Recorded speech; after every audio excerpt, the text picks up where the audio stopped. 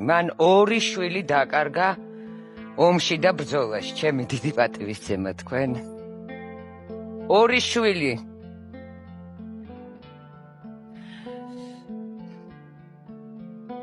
გმირების გამზრდელი მამა თვითონ არის გმირი. მე ახლა ვეღარაფერს ვეღარ ვკითხავ. ორი სიტყვით თუ რაღაცას გვეტყვით ჩვენგან, ჩემგან და მთელი საქართველოსგან თქვენ დიდი მადლობა.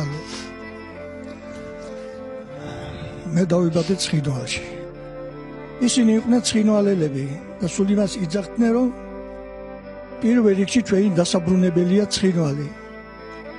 თუ ჩვენ არ დავიბრუნეთ ეს ცხინვალი, აბა მეტი ვინ უნდა დაიბრუნოს და ამიტომ პირველები შევიდნენ ისინი.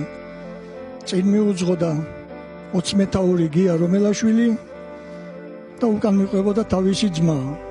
ორივე ტანკისტები იყვნენ.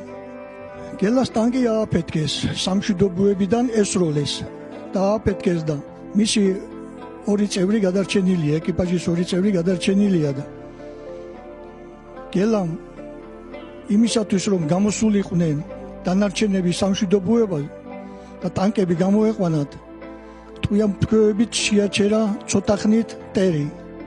თვითმხილველები იძახიან, რომ კი გამოვედი ჩვენ, მაგრამ ცოტა ხნის შემდეგ ესროლა შეწყდაო და რა მოხდა იმის შემდეგო ჩვენ აღარ ვიცითო და ამის შემდეგ მოხდა ის, რომ ერთი ტყვიაც ვერ შეინახა, ვერ მოასრო თავისთვის, ტყვეთა იყვანეს.